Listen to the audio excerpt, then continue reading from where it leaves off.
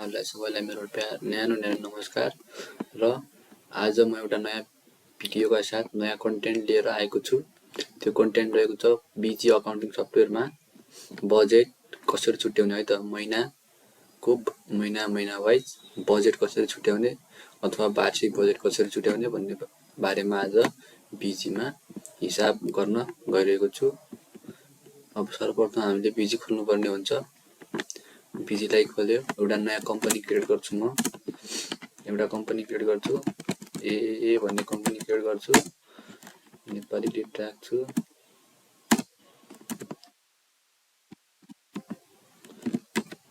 1480 को राखेँ मैले डेट धनगढी राखेँ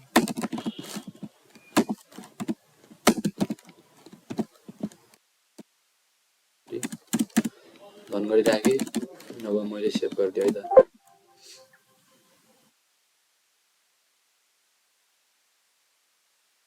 सेभ गरिदिएँ सेभ गरेपछि सेभ हुँदैछ है त सेभ हुँदैछ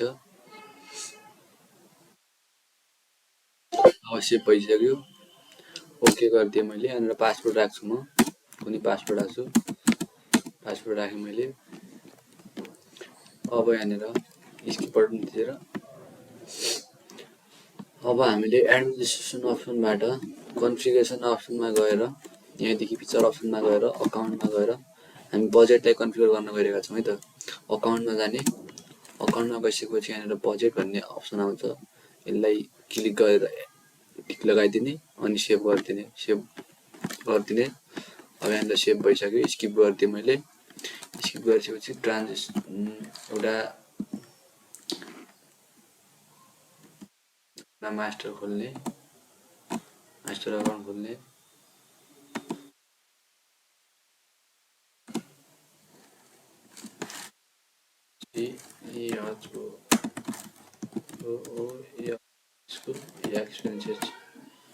एक्सपेन्सेसको लागि यहाँनिर एक्सपेन्सेस इन्डाइरेक्ट ग्रुप हुन्छ हो यहाँनिर एस बजेट एस गरिदिने है त एनुअल बजेट कति 12 महिनाकै राख्छौँ हामी 12 महिनामा कति रुपियाँ खर्च गर्ने 12 महिनामा कति रुपियाँ खर्च गर्ने ल मैले 12 लाख रुपियाँ खर्च गर्छु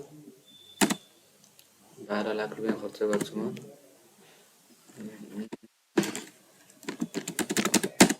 12 लाख रुपियाँ खर्च गर्छु 12 लाख रुपियाँ राखेँ है त मैले अब यसलाई सेभ गरिदिएँ सेभ भयो फेरि एप टु गएर सेभ गरिदिएँ स्किप बटन थिचेर स्किप बाहिर गएँ म अब यहाँनिर हामीले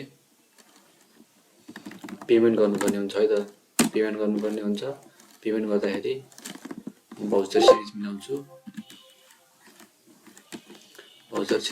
पेमेन्टमा गएर यहाँनिर भाउचर सिरिज मिलाउँछु है त भाउचर कन्फिगरेसनमा गएर नम्बरिङमा गएर भाउचर नम्बरिङमा यहाँनिर अटोमेटिक राखिदिएपछि यहाँनिर भइहाल्छ है त गरिदिएँ फेरि गरेपछि यहाँनिर एउटा भाउचर नम्बर 1 आयो है त अब यहाँनिर हामीले के राख्नुपर्छ भनेपछि स्कुल एक्सपेन्सेसको लागि यो महिना हामीले कति 1 लाखको हामीले 90,000 रुपियाँ यो महिना खर्च गऱ्यौँ है त 90,000 रुपियाँ 90,000 रुपियाँ खर्च गऱ्यौँ 90,000 रुपियाँ खर्च गऱ्यौँ हामीले क्यास रुपियाँ खर्च गऱ्यौँ है त क्यास रुपियाँ खर्च गऱ्यौँ अब हामी यसलाई सेभ गरिदिन्छौँ अब यसलाई हेर्नुको लागि डिस्प्लेमा गएर MIS रिपोर्टमा गएर यहाँनिर बजेट भन्ने छ यसलाई अल अकाउन्टमा गरिदिने यहाँनिर अल हाइट्स भन्ने छ यो अकाउन्टलाई क्रिएट गर्ने अनि कति महिनादेखि कति महिनासम्मको म साउनदेखि असारसम्मको गर्छु एप टु गरेँ यहाँनिर आयो है त महिनाको खर्च हुनु बाँकी छ है त यहाँनिर देखाइसकेको छ 10% खर्च हुनु बाँकी छ साउन महिनाको 10% खर्च हुनु बाँकी छ अब हामी यसलाई पनि खर्चकोमा देखाउँछौँ है त स्किप गर्दै फेरि हामीले पेमेन्ट गर्नुपर्ने हुन्छ फेरि हामी पेमेन्ट गरौँ है त ट्रान्जेक्सनमा गएर पेमेन्ट गरिदिन्छु म पेमेन्ट फेरि स्कुल एससिएस रोयल स्कुल एक्सपेन्सेस योभन्दा बढी गर्छु है त। अघि माइनसमा थियो, अब प्लसमा छ। चाहेको भन्दा बढी खर्च गर्न चाहन्छौँ हामी, 40,000 रुपियाँ खर्च गर्न चाहन्छौँ। फेरि 40,000 रुपियाँ खर्च गर्न चाहन्छौँ क्यासमै गरिदिएँ मैले। यसलाई सेभ भाउचर गरिदिएँ। अब यहाँनिर डिस्प्लेमा गएर हेर्दाखेरि एमएसआई रिपोर्टमा बजेट यहाँदेखि अनि अल आइट्समा गएर अब हामीले असारसम्मको हेर्न चाह्यो। असारसम्मको हेर्न चाह्यो, एस गरिदिएँ मैले। असारको मात्र आयो है, चाह्यो भन्दा बढी आयो है। यहाँनिर साउन महिनाको 30% बढी गइदियो। धेरै चाहेको भन्दा हामीले बढी खर्च गऱ्यौँ, त्यसैले 30% आएको। अनि साउनदेखि असारसम्मको असार निकाल्छौँ त। हेर्दा यसरी आयो। अब हामीले यही नै हो है, हामीले चाह्यो भन्दा बढी निकाल्न चाह्यो भने चाहिँ यस्तै हुन्छ।